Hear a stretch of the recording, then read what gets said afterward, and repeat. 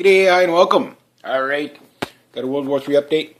Blustery 20, minus 20 out there. I think it was like minus 30 the last two nights. I'm hoping you guys are liking the new things that I'm doing with the channel, with the new kind of mystery stuff and all that. Check out my hat. All right. Yeah, so I hope you guys are liking that. But yeah, I still got the World War III stuff. I got quite a bit of paper here for you to go through. So. Where am I going to start? Okay, well, I guess I'll just start on this page. Is that what Alex Jones does all the time, this paper there? I don't have a desk. I don't have the budget he has. I don't have a desk. I just got a comfy chair and a hat. All right, so is the world becoming safer or more dangerous? I don't know. Russia scaling down its operations in Syria. So far, the total of missions, missions, yeah, 1,252 targets destroyed in ISIS targets destroyed. So I forget how many air sorties. It was like 400 or 500 air sorties, something like that. South Front had it all on there, but we saw this play a few times before, and every time we hear, "Oh, they're leaving Syria, they're leaving Syria," and then 2 weeks later, a whole new batch of airplanes come in. And they didn't leave. I think they just go on rotation. So it's like, okay, well, you can fly, we got 1,000 hours of flying time on this Su-24, Su-34. It's in need of some repairs. Send it back to Mother Russia. Give it a hook and a smile or whatever, and fix it up. Send in the next one. That's typical rotating military equipment. That's things wear out, so things break, and some things like there's regular routine maintenance, and then there's just downright it needs a repair. The tank's got a hole blown in the side of it. Okay, it still runs, but let's go. Okay, it's bringing the new one, that type of thing. So that's what I think we're seeing there. I think that this war is still going to go on for years. It's just the major battles I think are done. That they have Aleppo now, so I guess what we most likely see is, again, I've already covered it, and don't be afraid to look at some of my older World War III updates, but I saw, they're going to get, I think, 10 or 12,000 guys. They're, retraining them, coming up with a new plan, and then they're going to do an offensive to clear the hilltops kind of thing on the outskirts of the Idlib province. But they're not worried about them guys as much. They more wanted the cities back. And something I said, as Syria stabilizes, the surrounding nations such as Israel and Turkey and Saudi Arabia and stuff like that will destabilize. And the Israeli freakout is already seems to be pretty much full. But that could be another plan too to get another way to go at Iran. So I'll get to that in a second. But anyway. Right now, Obama's done something weird. He's pulled all the aircraft carriers. I've already covered this before, but all the aircraft carriers are bringing back to the United States.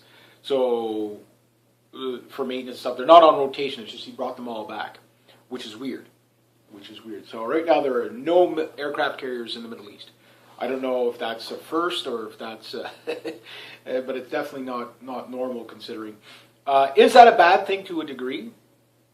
Yes, because if something breaks out, the guys that are over there don't have that resource there to protect them.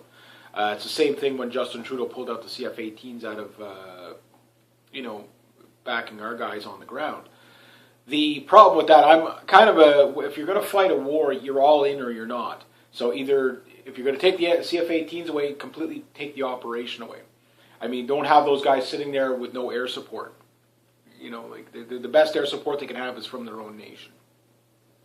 Personally, I don't think we should be in there because, the way I'm looking at it is, why should our guys get shot by people who are, our government who's helped arm them? You know what I mean? That type of thing. I don't know how much contribution Canada made to arming ISIS, but I'm probably sure we probably did somewhere. I know in Ukraine and stuff like that we're there pretty openly. Arming the Ukrainians.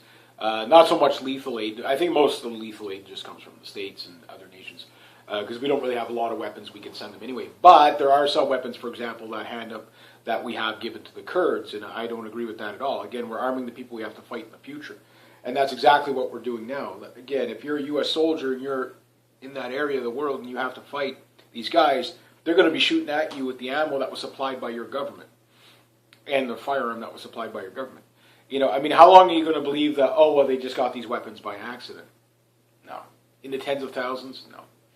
Again, ISIS is either the luckiest terrorist organization in history or they're backed. And with the slips from Obama, the slips from John McCain, John Kerry, yeah, it's the State Department. Yes, they know what they do is they say we're arming moderate rebels, but we can't figure out who the rebels are. So they've armed ISIS. Whether it was negligence or on purpose, I do believe it was on purpose. Again, a guy flying a Globemaster, he's not going to be dropping in an accident. I mean, he's probably got 2,000 hours of flying time before he even trains on a Globemaster, those heavy lift aircraft. They're not going to make accidental drops. They're dropping where they're told to drop. So is the intelligence bad? Well, I don't think the intelligence is that bad. I think it's very deliberate. Same with the helicopters and stuff like that. At rooftop level, you're going to be able to make eye contact with the guys you're dropping your stuff to. You know what I mean? Even if they're 500 feet up, you're going to know it's your guys. So these airdrops aren't accidental, that type of thing. So anyway, we've been over that quite a bit.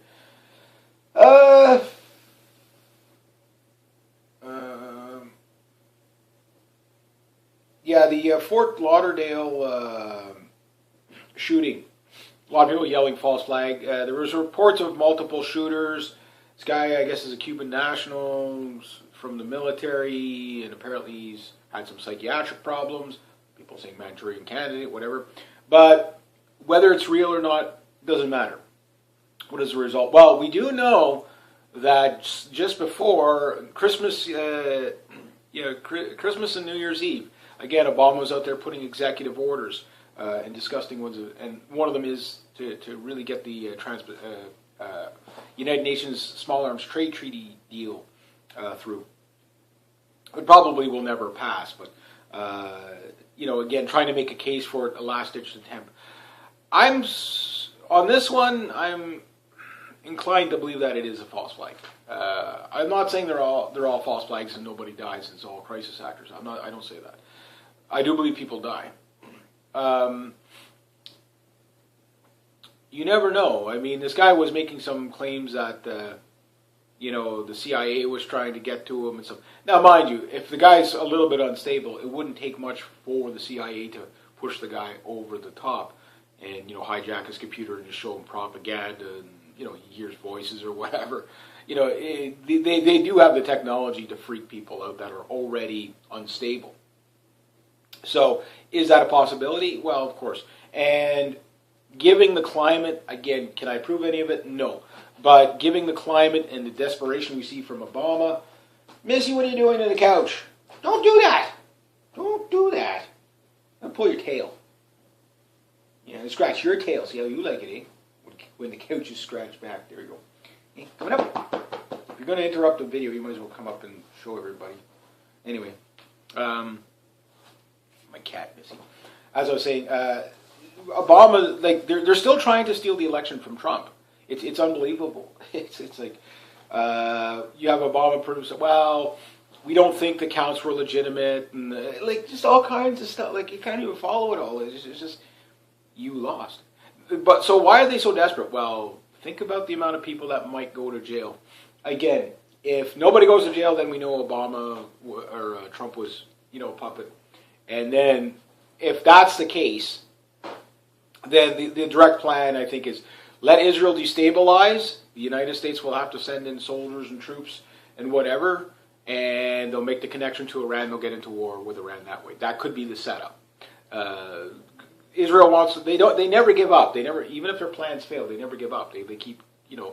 These cartels never stop, right? So anyway, that's my take on it. But yeah, we see Israel in the freak out now. But the thing is technically you could say Israel is causing it itself.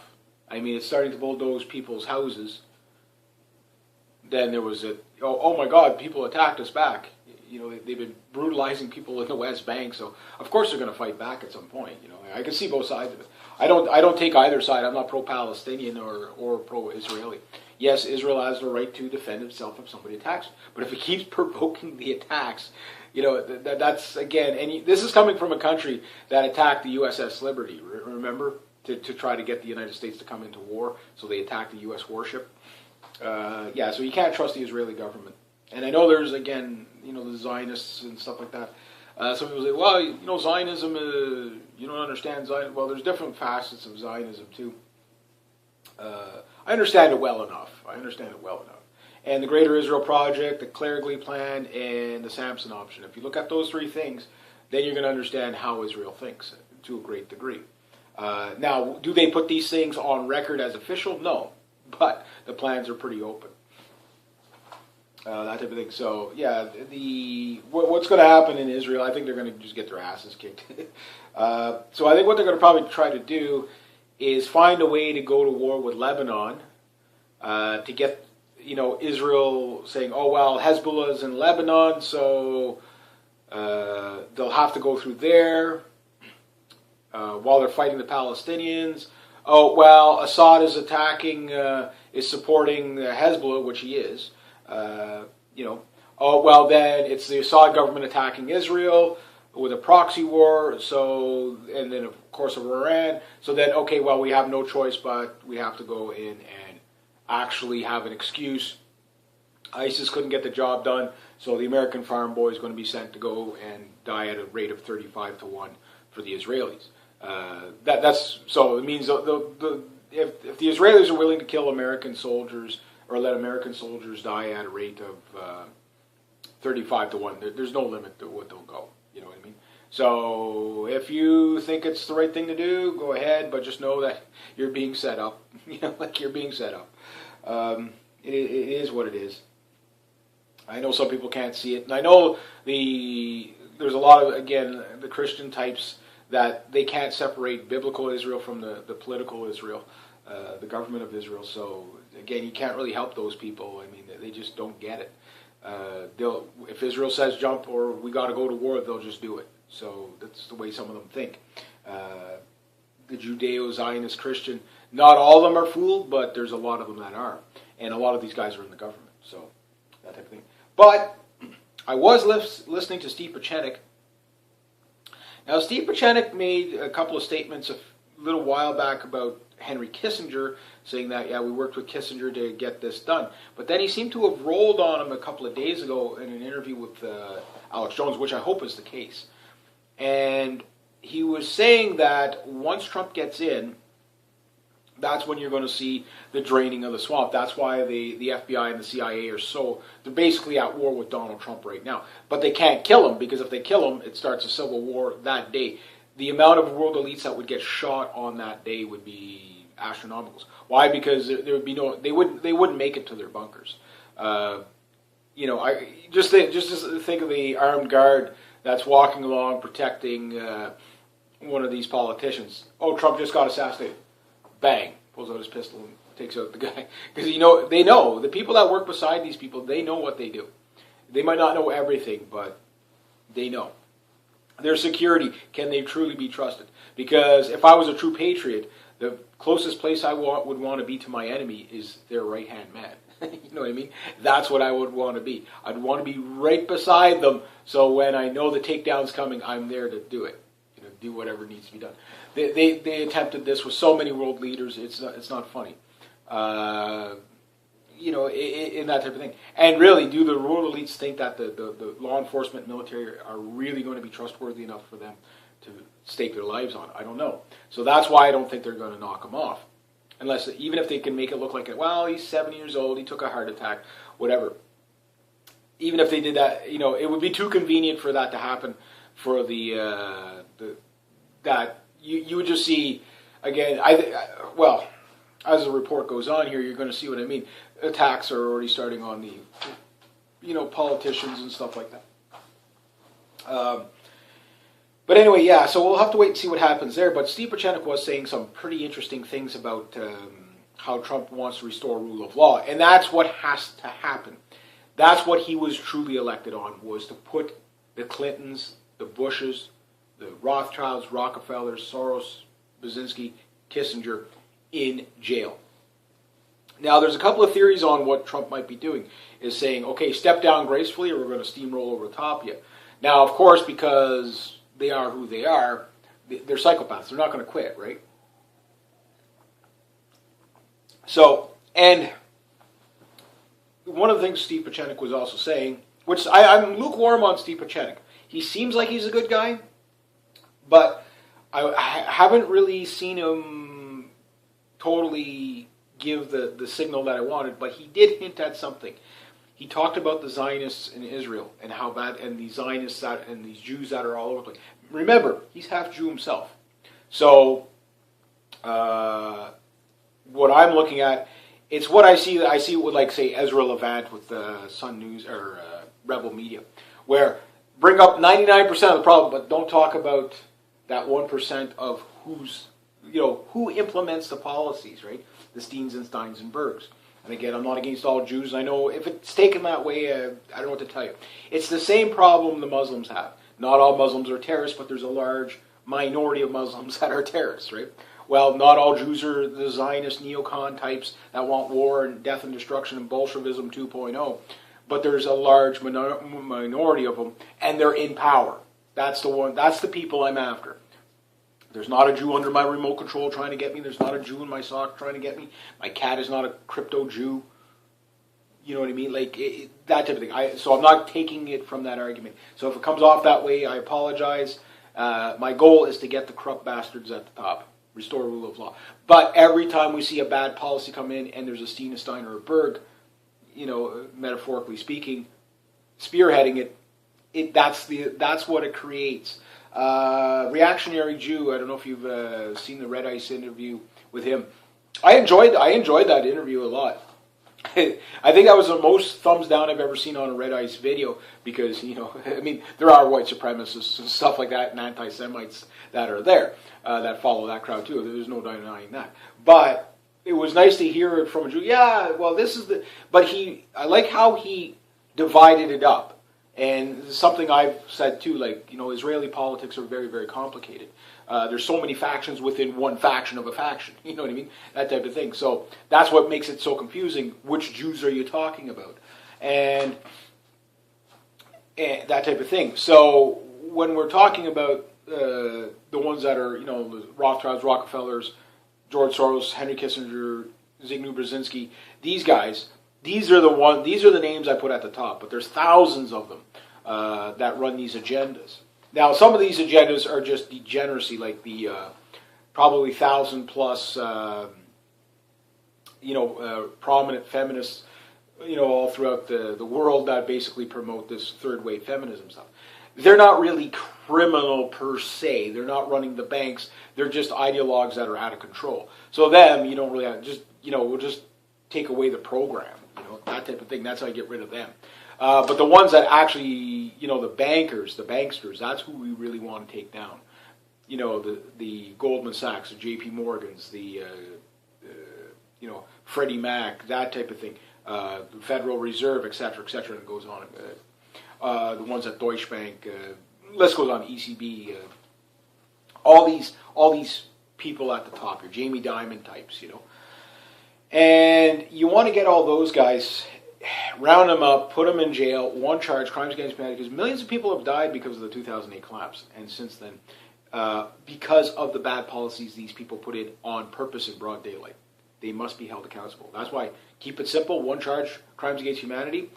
First pass a law that, I would like to see 10 degrees of basically treason. So first-degree treason is an automatic death penalty. Carried out in, for example, let's say we charge George Soros in the United States, or wherever we charge him, but we allow Eastern Ukraine to decide the punishment. And if their punishment exceeds our punishment, we give it to them. We'll use George Bush, Jr. and Sr., and allowed them to be tried in Iraq. Allowed Barry Soetoro or Obama to be tried in Libya. Same with Hillary Clinton. Try them in Libya. Henry Kissinger, try him in Vietnam. Let them decide the final punishment. They can't let him go, but let them decide how he dies. It's okay. It's going to be a death penalty, but you get to decide. So if they want to stone him, they can stone him. If they want to pull him apart with horses, whatever. Why? Because then it signals to the world, at least we believe in justice. Is it barbaric? Yeah, but it's justice. Now, why do I say 10 degrees of treason? Let's say somebody who's done something to be treasonous against the country. Okay, second degree, okay, there's no death penalty. Third degree, okay, but maybe there's 25 years, or 50 years, or 75-year prison sentence. Third degree, okay, 25 years or 15 years. Fourth degree, say 10 years. Fifth degree, okay, 5 years or less. Sixth degree, massive fines. Seventh degree, community service and fines. That type of thing. Like just work it right down to 10th degree acknowledgement, but no punishment. That type of thing. Rather than have 3 degrees, you have 10 degrees. And I think we should do this with murder, pretty much everything, so that you give more choice of variability to the judge, but then you have mandatory minimums of whatever that degree is. I think that's the best way to do it. My take, anyway. But the thing is, start with the top, work your way down, because these are the people that are screwing up the world. CNN, the last least trusted by 75%. I don't know where that poll came. I got it from the Next News Network, but now, mind you, I'm sure there's some bias in there, but it's probably pretty accurate. Really, actually, I'm surprised they got 25% of people to actually trust them. I can imagine it would be older people that don't go on the internet at all and get their news there. Debt to grow by... Okay, Obama's great recovery. The U.S. debt is to grow by 5,000%. Yeah. And the U.S. dollar has been devalued 97% since 1913, when the federal banks came into play, Rothschild banking system. Yeah, that explains the prices of everything. So, again, when people say, well, we need $15 an hour minimum wage, it's not a wage problem, it's a currency problem. Your money just can't buy what it used to. Right now, Justin Trudeau, if you voted for Trudeau, Canada now has the most debt to GDP in the G7. Second, Australia. Didn't both of these countries do a regime change? Again, Harper could count. As bad as he was, at least he could count. Oh well. On New Year's Eve in Austria, basically 18 to 20 women were attacked by refugees in Innsbruck, Austria. There's probably more than that. In Cologne, Germany, what they did is they basically corralled all the refugees to one side so they couldn't interact with the population the way I heard it. Maybe not completely corralled them, but they kept them away. I can imagine Merkel make sure not one incident, this is backfiring on me enough already.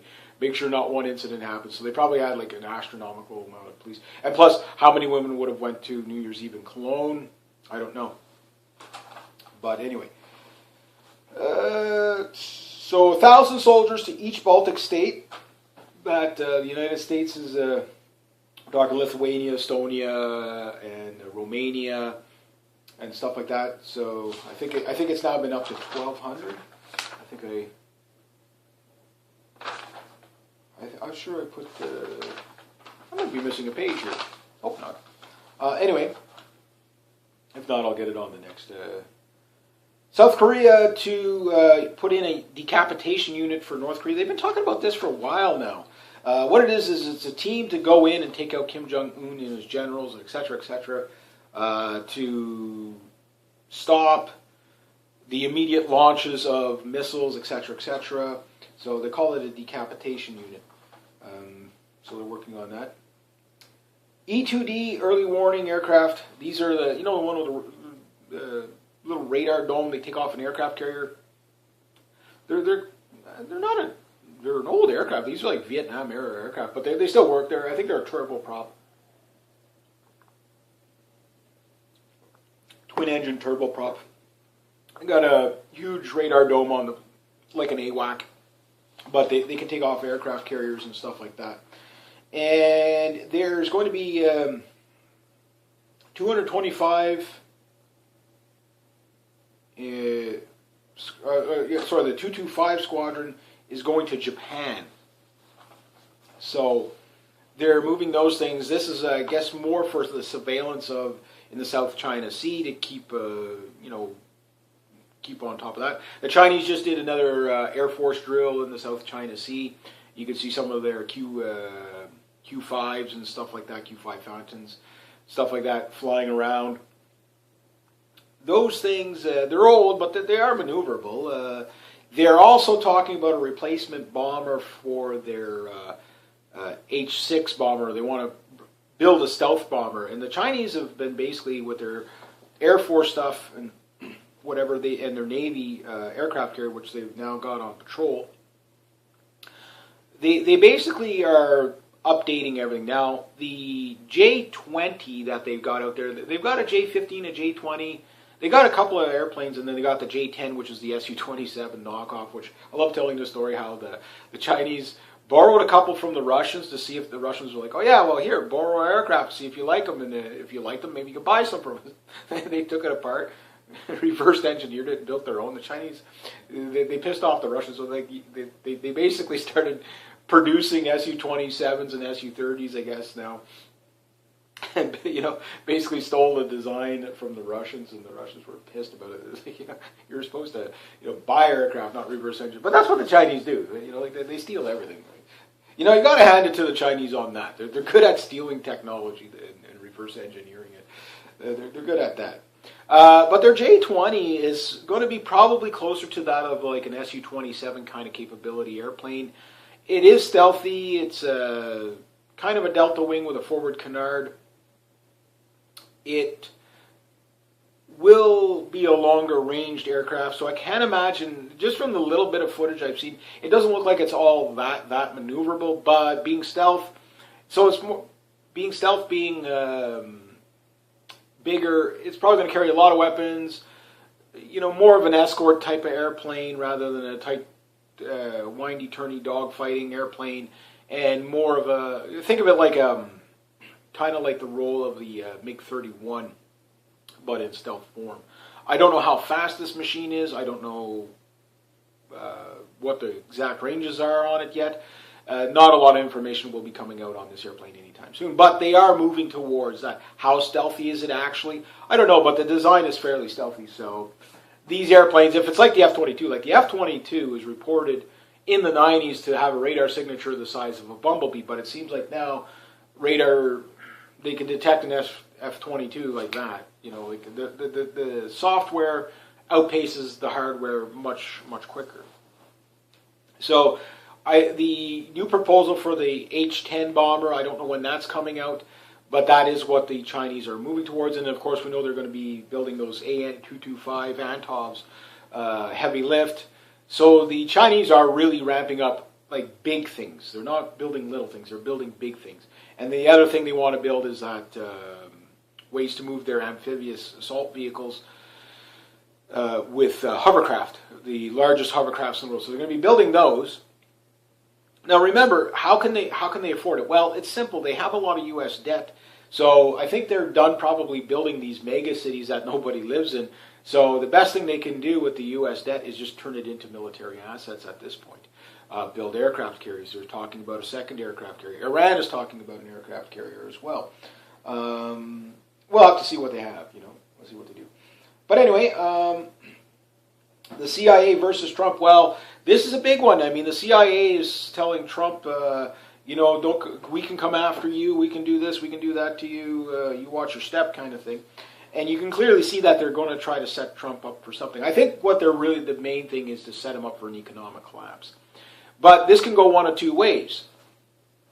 Yes, the people will revolt in an economic collapse but I don't know how much, because think of all the people that, okay, right now a guy like me nobody pays attention to. But in hard times, if I tell you, okay, this is why you're in hard times, is because this person here put in a policy to rob you of your wealth. We see it in some states like in Texas and stuff like that, where they're, taking police officer pensions and cutting the pensions and stuff like that. You see it in California, that type of thing. So at some point people are saying, well, okay, this has happened long before Trump even got into office. So I don't know. I really don't think it's going to work out very well for them, because when people know who's done it and why, like at this point, like there's just way too many people that know who's doing what. And those are the people that they have to fear, not the masses that are just going to go out and riot, whatever. Those people, because they're easy to control. Okay, just send out some riot cops, beat them in the head, throw them in the can for the night. Okay, fine. But it's the people that, you stole my money. You know what I mean? You wrecked my livelihood. You stole my job. You stole my retirement. They already know the names. There's lists. I'm sure there's lists. They're gonna start knocking these people off. I think, again, we're 9 days in to 2017, and look at the bizarreness we've seen already. Wow. But I think the CIA will lose against Trump, because you have to understand that the CIA is being, there's a war within the CIA. This has been going on for a long time. I remember back in 2010. You want to go out, Missy? Sorry, got to pause for a cat. Back in 2010, when the White House, get out there, it's cold. When the White House, it's cold out there. That is cold. When the White House put out that memo saying that, we got things under control, there's fighting within the factions, but we have it under control, yada, yada, yada. I think that's still going on. And what makes the case for that is Julian Assange, with his statements of, hey, look at this. All the CIA, NSA, DHS agree, and he does too, that the Russians didn't leak these emails. They were leaked, or hacked these emails. They were leaked from the inside, meaning these are your hellhounds leaking out what I refer to. Sorry, must pause for cat again. Told you it was cold outside. You listen, you don't care, listen. Come on, rip, not heating outdoors. Move it. Cat's cold. Woo, woo. I told you it was cold out there. She didn't believe me. She gave me that dirt. Why is it cold out? Why don't you? What she does, she goes out one door, and it's cold. She'll come in. She'll go to the other door, thinking that it's going to be warmer on that side. And then when it isn't, she comes in. She gives me a dirty look, like I had something to do with it.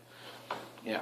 Anyway, cats. It's all about me. It's all about me. Anyway, but the thing is that, like hellhounds call them, spooks with a conscience, patriots, whatever. They're the other guys. And the thing is the first wave of them, these guys, we're never going to know their names. We're never going to... The only thing we can do is, like, for example, that guy that... I don't have his name here. The one that was working on the Clinton Foundation that ended up... He's still missing. There's only two possibilities for this guy. Or three. A, he's a running man. B, he's dead. C, he's in custody until the trial. And the trials, I think, if Trump is the real deal, we'll see trials very soon after the 20th. I think that's why you're seeing such radicalness from the mainstream media and stuff. Like, the mainstream media is going away anyway. I think that gets it's following anyway. But the politicians and stuff that will probably go, if we start rounding these people up, basically the Iceland solution, there's obviously going to be a lot of people dying because dead men tell no tales. But on the other, kind of works to 2 degrees. The one is, they'll kill as soon as Trump is inaugurated. If he announces, okay, we're now going after the Clintons, she's a dead woman. She'll never make it to trial. The amount of people she can take down, and she would take down, that's the thing. Like, she's that much of a psycho. Because remember, Obama, Clinton, nothing is ever their fault. You know what I mean? It's always somebody else, right? So obviously she would just roll on everybody. I have no doubt about that. So obviously they would take her out. That's my guess. So again, if Clinton dies mysteriously in a couple of days from the making of this video, or I'm not making any threats, I'm just saying, it would be very convenient, But I think because they don't really know, and again, Trump is signaling towards it, but he hasn't said it 100%. And I think a lot of people that voted for Trump, and I hear the same thing over and over and over again. We don't know if he's a good guy. We're going to wait and see. Now, there's some people, he's just a puppet like the rest of them. He does surround himself with, like the amount of Goldman Sachs people. He is kind of in with the Israeli lobby to a degree. He's pro-Israel, but he does seem to be kind of neutral on that. But my take with Israel is that they put him in, if they did put him in power, is that he's a pro-Israel guy. So they'll find it, like I described earlier, they'll find a way to get Israel will be destabilized to the point where, oh my God, Hezbollah is attacking us left and right, and they're coming from Lebanon. So we go to war with Lebanon, and from Lebanon, Lebanon's being supported by Syria and Iran, so we need boots on the ground. So the draft comes in, bang, there you go. Send all the American farm boys to go shoot at the Iranians and stuff like that, because we've got to have peace and stability and for democracy over there. So that's how they would rein it in. Hopefully the military isn't going to be duped that easy into it, but that's how they would do it. Because right now it seems like Israel is provoking the Palestinians to rise up. It's clear. You go and knock down. You want to build 316 units across the Green Line. Again, that's their side of the fence. Where's your justification for that? You know what I mean? The other aspect is that if they're not going to go that way with it, they could be using it to get... Donald Trump has signaled of getting out of the United Nations. Now, which I agree with, and I think Canada should be out of the... Right now, the United Nations, under George Soros, runs Canada. George Soros is the Prime Minister of Canada, unofficially speaking. That's what we're at. But, again, Trump is still a wild card. We still don't know which way he's going to go. However, Rand Paul was out there and... once again, talking about auditing the Fed. Trump agrees. Now, the other thing is that guys like Bill Holter, what he was saying is that Trump is basically, think about what Obama inherited. For the first 2 years, from 2008 to 2010, everybody gave Obama a pass because, he inherited a $4 trillion deficit from douchebag Bush. So, even I looked at it and say, I wasn't that much into the politics quite as much then. It was in 2010 where I really started to get worried about Obama when he signed the NDAA and stuff like that, and the basically arresting, Section 1021 and 1022. But every executive order he's put out ever since then has just made worse and worse and worse and worse. And then it's like, okay, he's had time to undo this stuff, and he doesn't. And he's made it worse and worse. So at first you say, okay, maybe the guy's just incompetent. But if they were incompetent, they would get it right in your favor once in a while, but they never get it right in your favor. They always, so again, follow the money, you figure it out. So, okay, it makes sense. This is what they're doing. He's, definitely a puppet. So I gave him a fair chance. Trudeau, same thing. I gave him a fair chance. Remember, we're now the highest debt to GDP in the G7, when going from only a year ago, the lowest debt to GDP in the G7, which, was still a high debt, don't get me wrong. Harper government did run up the debt quite a bit. I was fair on Harper too. And I know some people get mad at me when I say, hey, anything remotely kind of positive about Harper, but the thing about Harper was at least he could count. And they did eventually balance the budget. Where Harper lost me, if Harper would have been a nationalist instead of a globalist, he would probably have been the best prime minister in our history, next to Sir John A. Macdonald. But that said, is what it is. I think what got Harper unelected. I got something breaking. was the Trans-Pacific Trade Partnership. And Justin Trudeau's out there, he can't pass the thing fast enough. And even bragging about it, how fast they're trying to get the European, the TTIP or whatever it is, they're passed.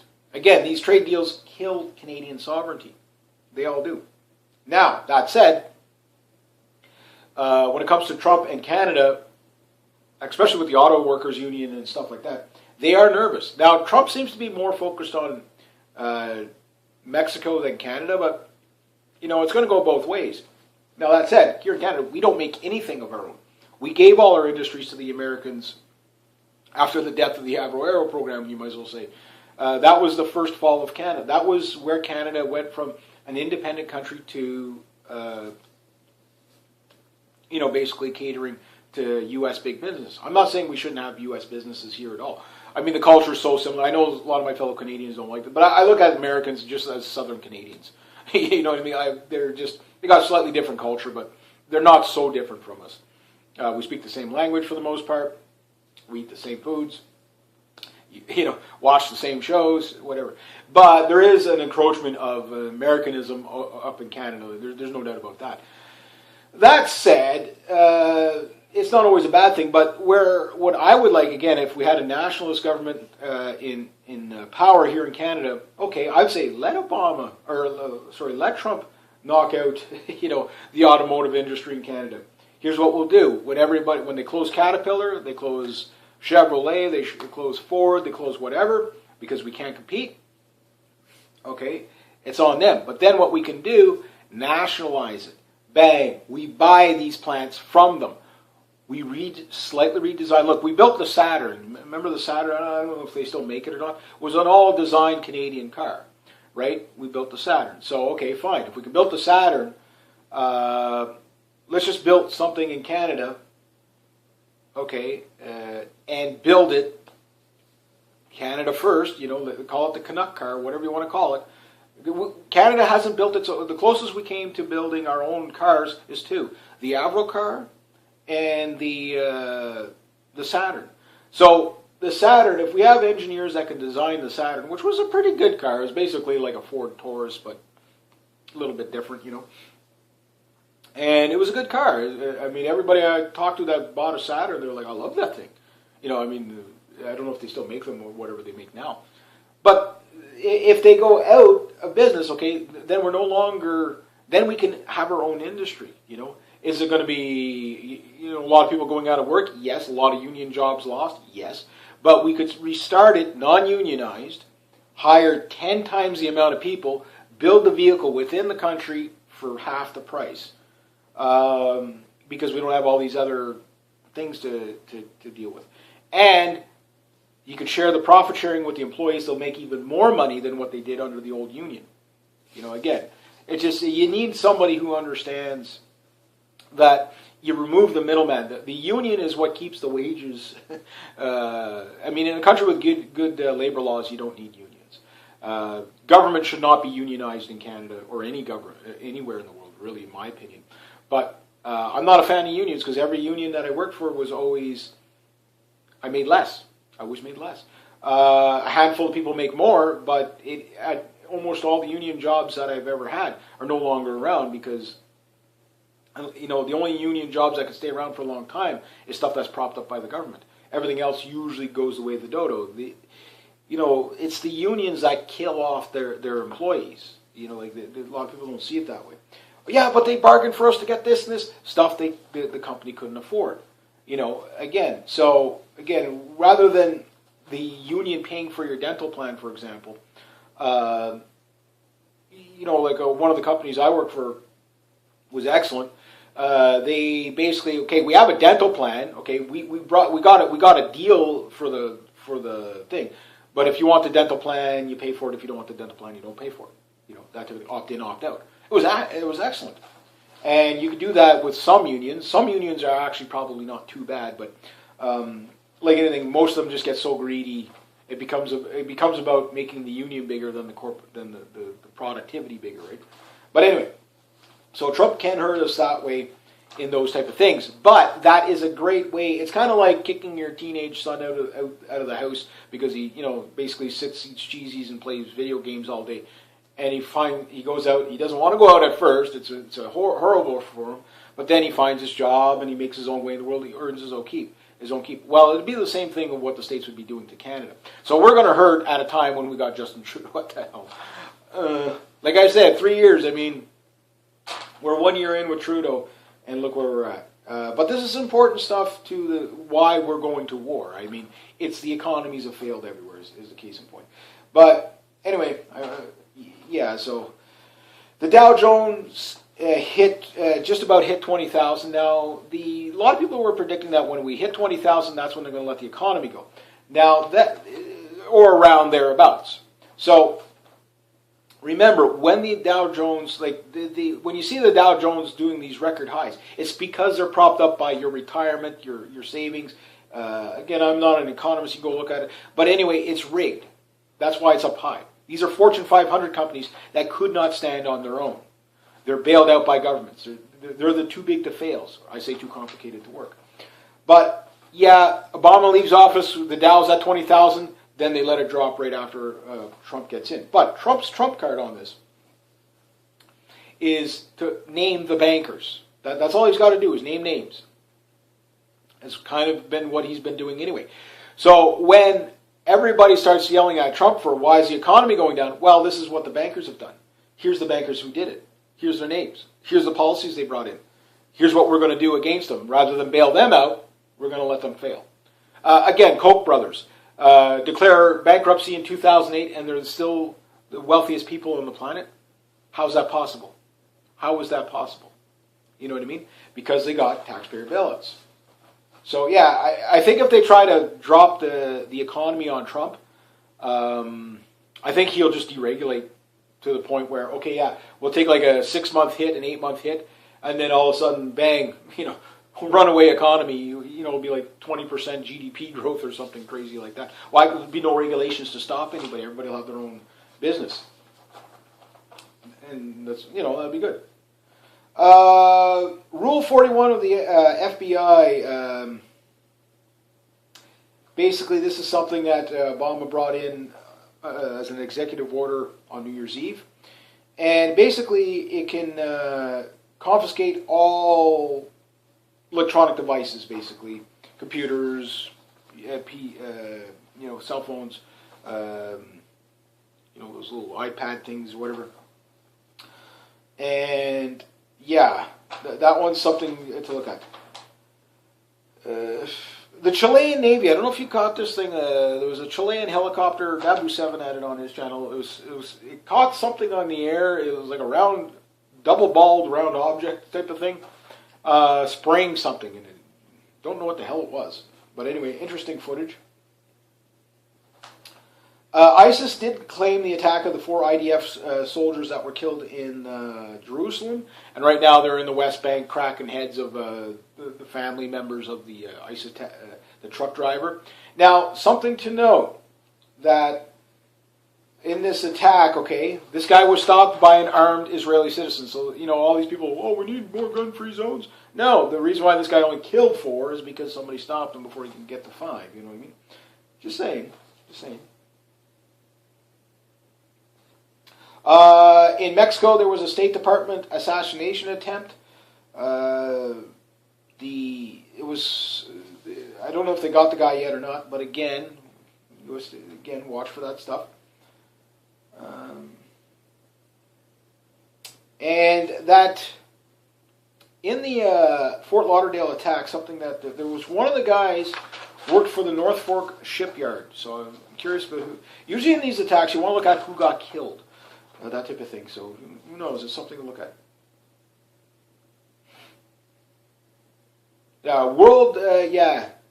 Global debt is 325% of to GDP. There is no economic recovery. China's threatening war again, basically to retaliate against any, aggressions or whatever. And China raised its interest rates to 80%. Russia did something like this a little while ago. They went to like 75% or whatever. And you know what? To loan out money, that's the problem. We have a debt crisis, right? Because we loan out money, banks loan out money at zero and negative interest rates. You're not making money. What's the point of having banks if they're going to do that? I say privatize the banks, but don't give them bailouts. The Bank of Canada here should be restored, that's for sure. Because this is what all these wars are really about. It's about the bankers. Oh yeah, so the troops went up from 1,000 to 1,200. They're going to be sending to Lithuania, Estonia, and Georgia, and I guess probably Poland as well. So that's for 2017. So build up and build up and build up. Turkey blaming U.S. for the cyber attacks. They've been under cyber attacks past little while. And of course they're blaming them for a whole bunch of other things. And I think that's pretty much what I got here. So I know it's a bit more world newsy than just World War III newsy, but again, these things we have to watch to see how they're going to play out. But it's all relevant. It's the economy is the main reason why we go to war, and I still stick to my guns. No war until the economy. No economic collapse till war comes, because they need something to blame it on. Because they can only blame so much on Trump, because Trump is inheriting an economy from, Obama that's $20 trillion in debt. Now, the thing is what some people are saying, that some of Trump's policies are a little bit over the top and that they could start a problem. But it depends, because I haven't really heard Trump talk about austerity, and this is a big one. If they start doing austerity, start by closing some of the U.S. bases, 700 U.S. bases, get out of the wars all over the place, get out of Syria, get out of Saudi Arabia, get out of wherever. They could save a lot of money that way. But the problem is you're going to put a lot of military people out of work, which, you could, bring them back to training and just hold off on recruitment for a little while, or slow down recruitment, which recruitment's at all-time lows in the States anyway. Well, maybe not all-time lows. Now, that said, yes, the United States has the smallest army it's had since 1945, but considering the size of the U.S. military, they can shrink down some and they're not going to be any less protected. What they'd be better off to do is have, update their equipment, take the time, get out of all these foreign wars and regime changes. It's regime changes in Libya and stuff like that. They should just get out of Libya, get out of there, get out of the eastern Ukraine, get out of there. Yes, the people that destabilize the Ukraine and stuff like that, and doing all these regime changes, the Obama administration, yes, these people need to be held accountable for their action. Not, oops, my bad, like George Bush. Oh, there was no weapons of mass destruction. Oops, my bad. But we've got to bring them all down. Like, they have to go to jail. And the reason why they have to go to jail is because that restores rule of law. And it also signals to the world that we are willing to put there's no such thing as too big to jail, like Eric Holder said. Hence why, we'll start with him, you know what I mean? Loretta Lynch, Eric Holder, I can imagine these people are very nervous right now if Trump is the real deal. But like most people that voted for Trump, they're all saying the same thing. It's like, it's just the last-ditch attempt before the Civil War kicks off. Because technically, you could say the United States is at a Civil War type of thing. You have, Meryl Streep out there, again, why not just go out and enjoy the night? But no, make it political, right? At the Gold Globes or whatever. Get on your soapbox during the day on Twitter and stuff like that. I mean, fine, do that. So, of course, Donald Trump fires back. She's overrated. Okay, well, you attack him, and then people, oh my God, look what he said about it. But she attacked him. You know what I mean? So he fires back. That's the way Trump rolls. If you attack him, he fires back.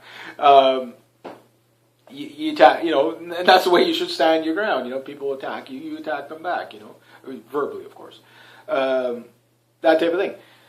So, and you got guys like Michael Moore out there talking about how they're going to, on his inauguration, have rallies and a whole bunch of destabilizing protests. So we could see that the left is still, a lot of them are just brainwashed idiots and useful idiots, but it's the ones at the top in the parties that are really the dangerous ones. And those are the ones that are really, really nervous because they're like, if Trump is the real deal, we're going to be hanging from street lamps. And that's what they're really worried about. That's why they're still trying to steal the election from Trump, to stop the inauguration, saying that, no, he's an illegal president.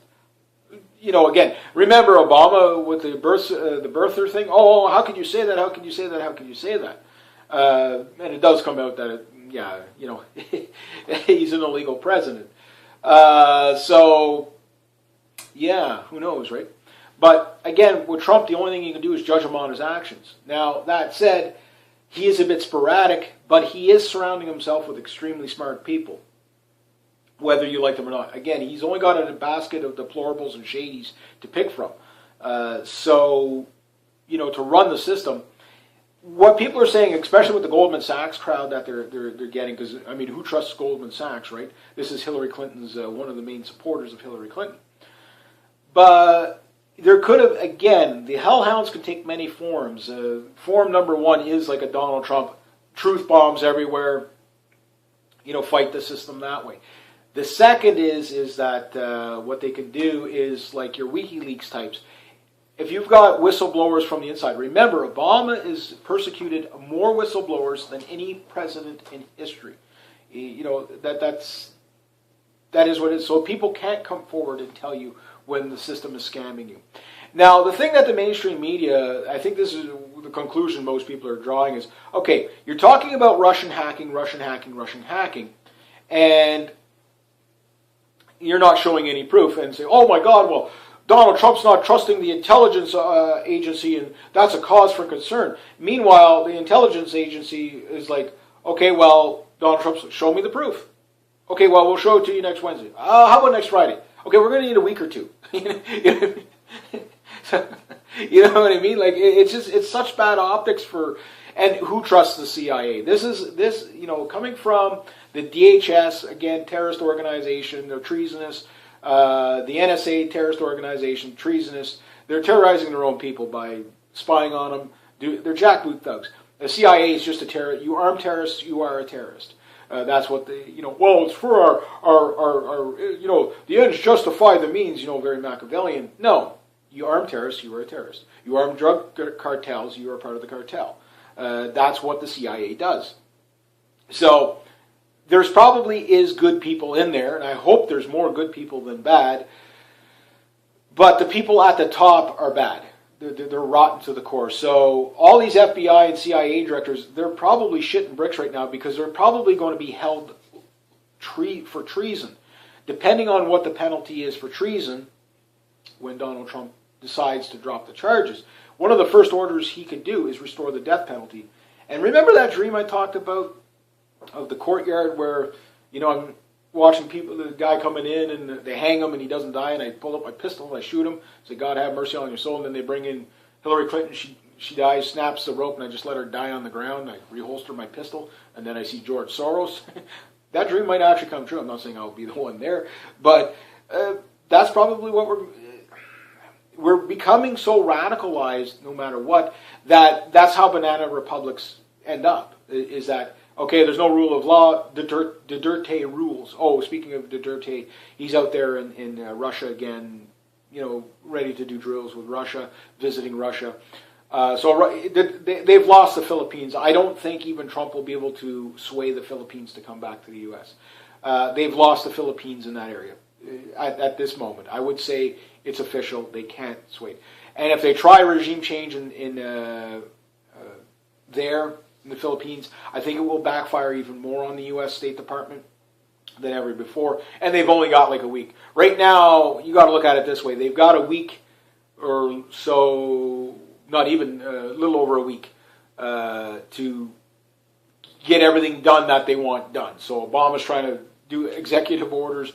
He's going to be wearing out pens. Some stuff Trump will not be able to easily undo. But the people, but he can just not enact it, right? So, that type of thing. So, they got to get all this done.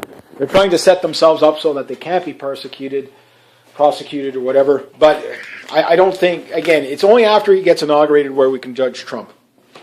And that will tell us if we're going to war or not. So, if we don't go to war the way the Obama's team wanted, do we go the other way? But I think the neocon agenda, is dying which is good, and that it probably won't succeed. I'm hoping that Trump is the real deal. But anyway, we'll leave it at that. So if you like this kind of content, please consider making a donation. Channel links down below. Thank you so much to everybody who has. Next time, rate, subscribe, share, comment, like. Be true to yourself. Be true to others. Always do the right thing. And have yourselves a great day.